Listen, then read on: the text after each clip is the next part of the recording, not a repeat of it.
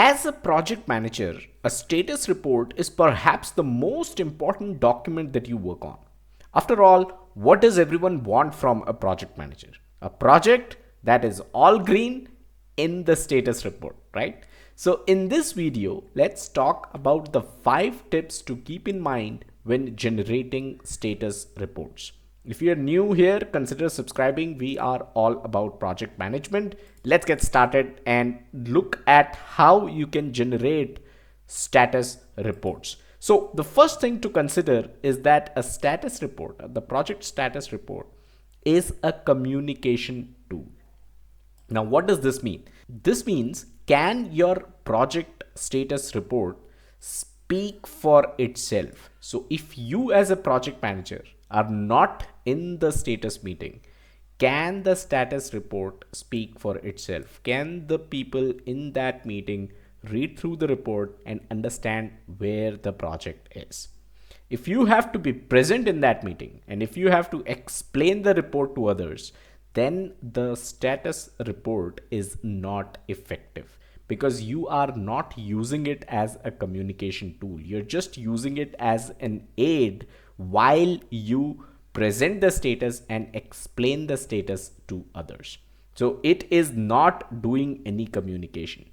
Treat the project status report as a communication tool.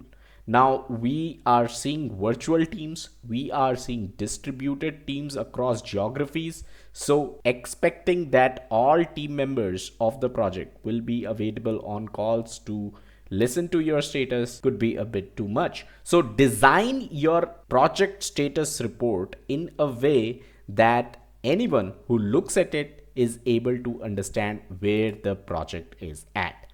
Point number 2 is to keep the status report brief.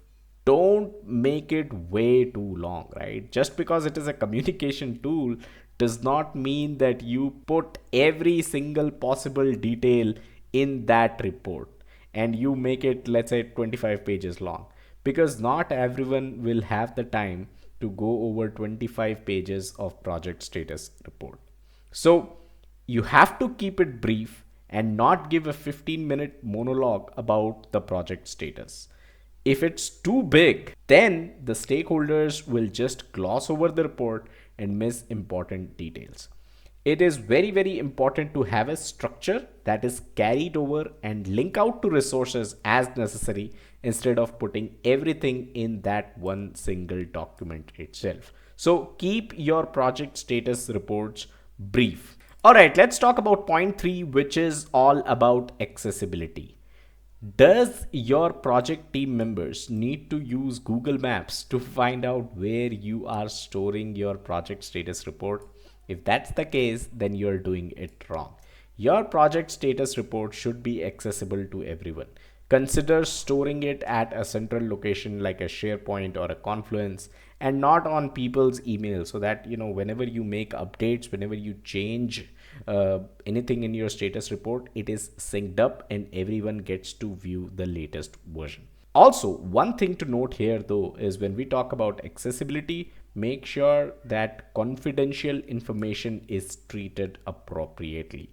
You do not want all project information to be accessible to everyone. So make sure confidentiality is maintained. Number 4 is audience specific. Your status report should be audience specific. You should always have the target audience in mind while generating the report. What does this mean? So let's say if your project status report is something that the higher management or the execs go over, then you need not go too technical. But let's say if engineering team makes use of your status report, right, and they are the audience, you need to present the status to the engineering teams, then you can always make sure that the report has enough technical data as well. Now, in the case where you are generating a report that is used by both higher management as well as engineering team, you can also consider creating an additional report that has technical details. So the report that the management sees does not have technical details, but they can always refer to another report which contains all the technical details of any issues or any status that you want to present right? So that is something to consider if you are presenting to audience which spans from higher management to your technical folks as well. Point number 5 is all about being open to feedback. Now, are people even reading your reports? Is there anything that they want to see more of, or is there something that they want to see less of? Is your status report frequency good enough? Are you sending it daily? Are you sending it weekly? Are you sending it monthly? And is the team happy with that? So you have to be open to feedback to be able to get answers to questions like these and then modify the status report accordingly. So, quick recap. Number 1, make sure your status report acts as a communication tool. Make sure it is brief. It should be accessible to everyone. Consider storing it at a central location. It should be audience specific. What are the kind of folks looking at your status report? They should be able to find language which they are comfortable with. And number 5, be open to feedback so that you can make changes to your status report. So that's all that I had in this video. I hope you found it valuable. Like, share, subscribe. If you like our work, consider contributing by using the thanks button or YouTube, or heading over to pmclounge.com/contribute. Don't forget to check out our website pmclounge.com, your number 1 free PMP and project management resource. Thank you and have a nice day.